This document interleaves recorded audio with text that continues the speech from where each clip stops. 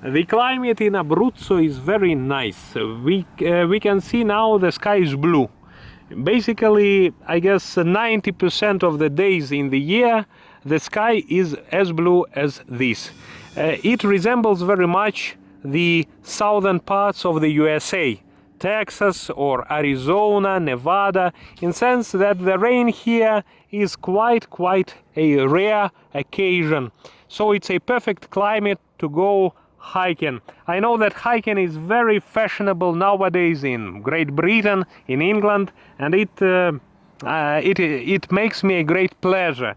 Whereas here in Italy, mostly Italians prefer to stay at home, to eat some pasta, to drink some good wine, to listen to the music, and basically when we hike here, we do not meet any Italians, mostly Englishmen, Americans, French, Dutch, also Russians we have met here many times. Personally for me, it is very interesting. All castles in the valley of Peligna, in the Alta Piana of Navelli, here in Abruzzo, so in the region of L'Aquila, Sulmona, Chieti, all castles are very similar one to another. Basically, it seems like the same architect was constructing all of them. Basically, this castle of Roccacasale is 100% similar to the castle of San Pio delle Camere, where I have been 1 week ago.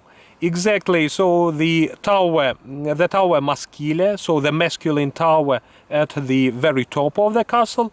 Afterwards, the castle goes as a big triangle or some trapezoid with a very short upper side. It goes down with its both sides, and also there are towers in 2 other corners of this big triangle. So on the next hill, next to Roccacasale, we cannot see from this point, there are also some remnants of the castle of Orsa. I have been there 2 weeks ago with an Englishman who lives here in Roccacasale. He is a teacher of English. He's teaching English via Skype, a very good guy, I should say, very pleasant guy. So, and the castle of Orsa, where we have been with him, it's completely destroyed, desolated. There are trees in the castle, outside of the castle, so no people anymore, and even there is no small footpath towards this castle. Basically, we needed to do a little bit of free climbing on those rocks there to reach the castle of Orsa. It's very funny because castles of Orsa and castle of Roccacasale are to some extent twin castles. They were situated on the hills that are close one to another. Both hills are the slopes of the mountain Morrone.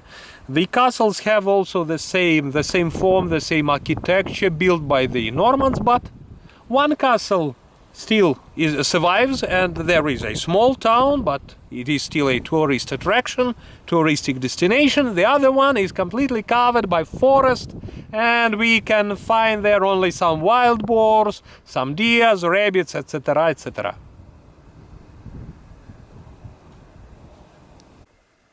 The autumn has come to the middle of Apenninic Peninsula. As we can see, a lot of trees turn yellow, red or brown. When we look at this steep mountain, we can see the diversity of colors from top to the very bottom. Closer to the bottom, the main colors are green and light green. While if we turn our sight to the very top of this mountain, we can see that there the majority of the trees is already red or brown. So the autumn comes to the tops of the mountains much earlier than to the middle section. Obviously, however, it's quite interesting to notice that when you are hiking in the mountains. La Valle dei Preti.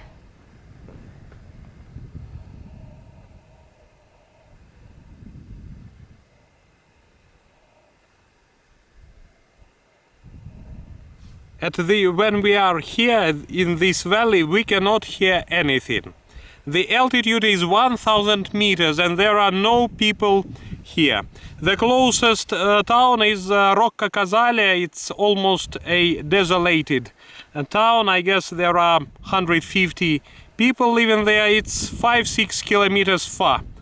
So this valley here, the archaeologists have found here the remnants of some ancient village of the Paleolithic times.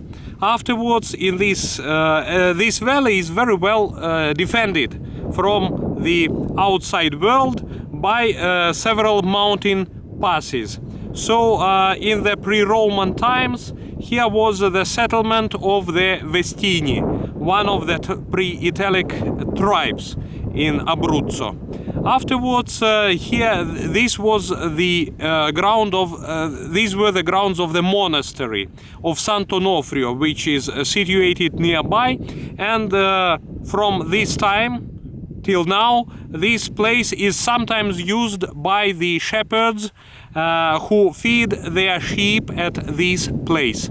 Today the temperature is almost 30 degrees centigrade, and today I guess the 20th of October. So in the night the temperature here goes as low as 4-5 degrees centigrade at this period of the year. Roccacasale is the town that is situated close to this place. This town was built by the Normans in the 10th century, as well as the fortress on top of this town, and we are now going towards this village.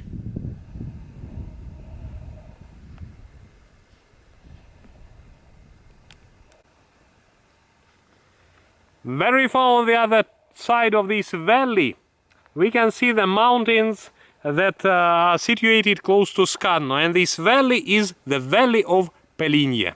The town of Sulmona is situated in this valley. This town is famous because Ovidius, a famous Roman writer and poet, was born in this city, and he has died afterwards in, I guess, in Moldova. The fact that against stresses for you that Italy is very good for your health, while Moldova maybe not so good. In the valley of Peligna there are many rivers: river of Pescara, river Aterno, river Sagittarius. Basically, whole this valley before was a big swamp. Nowadays they have constructed some artificial dams that prevent the rivers from going over the shores, making a whole area a big swampy marshland. So nowadays they have wheat, they have olives and vineyards in this valley. It is basically the very heart of Abruzzo. On one side we can go to the Adriatic Sea, on the other side we can go to Avezzano and the direction of the Tyrrhenian Sea.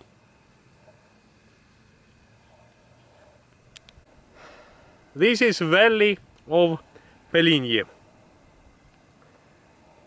This hill that we can see here with the pine trees on the top is called the Mountain of the Elves. Its height is around 800 meters. The Mountain of the Elves, or Colle delle Fate in Italian. This mountain is situated right over the town of Roccacasale. On its top there is a big iron cross that was positioned there in order to prevent the evil forces from this town. In the far 18th century they say that in this town the monster with four hands has appeared, and with the head of a lion, and some church bureaucrat has recommended to them to position the iron cross on the top of the mountain, and that this cross will induce fear in the monster, and the monster will not come again. And they say that the iron cross has helped.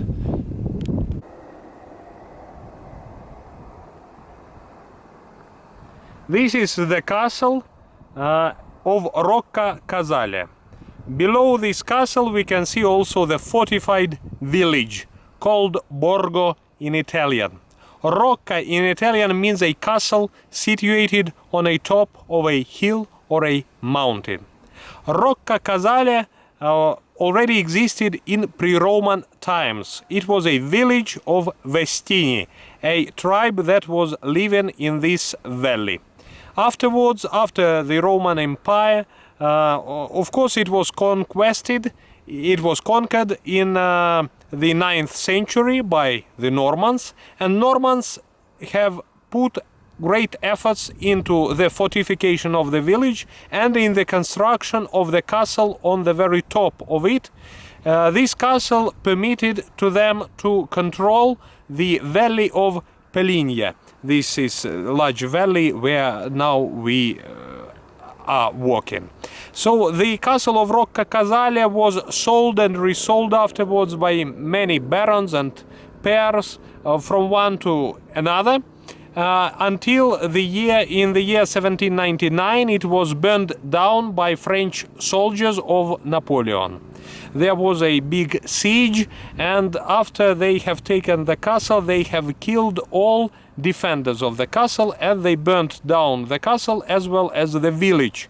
And after 1799, maybe for 40-50 years, this town did not exist anymore, and in any case it has lost its strategic value. Afterwards it was rebuilt in the middle of the 19th century, but already it has never obtained its previous glory again. Nowadays it is a big touristic attraction. This castle is situated on a hill that is called the Hill of the Elves, or the Hill of the Fairies.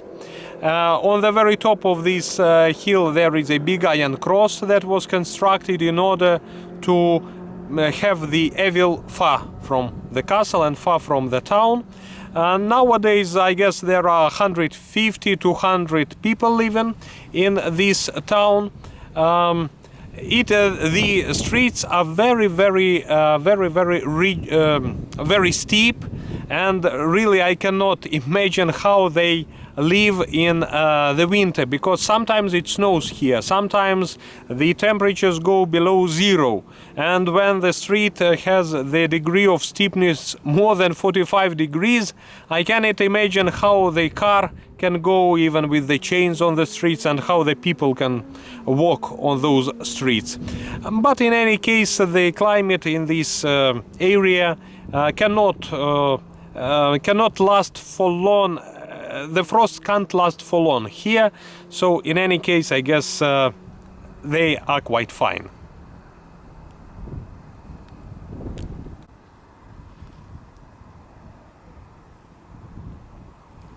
This area was greatly depopulated in the years 60s and 70s of the 20th century.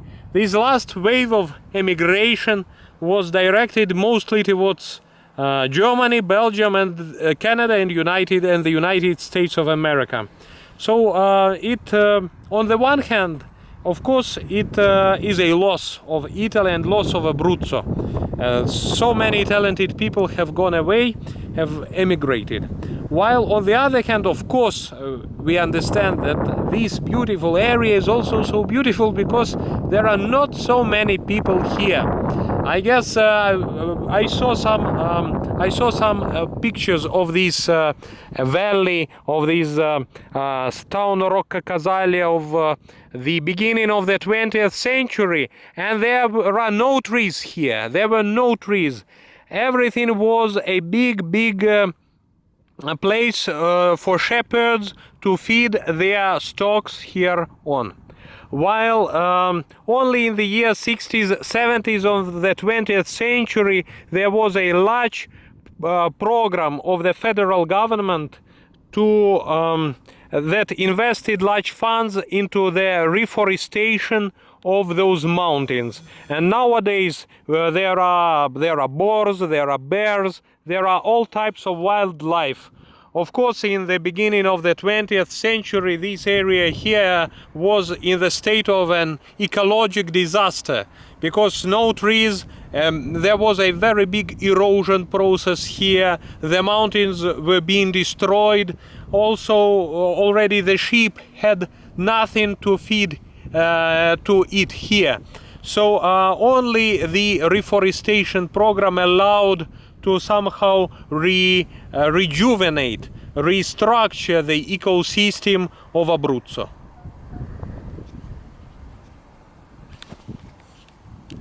Please leave your comments, hit the bell button and subscribe to our channel.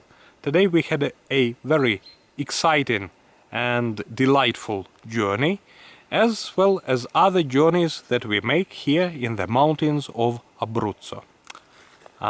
Goodbye, arrivederci, auf Wiedersehen, bis zum nächsten Mal, alles Gute, au revoir, hasta la vista, до свидания, до побачення.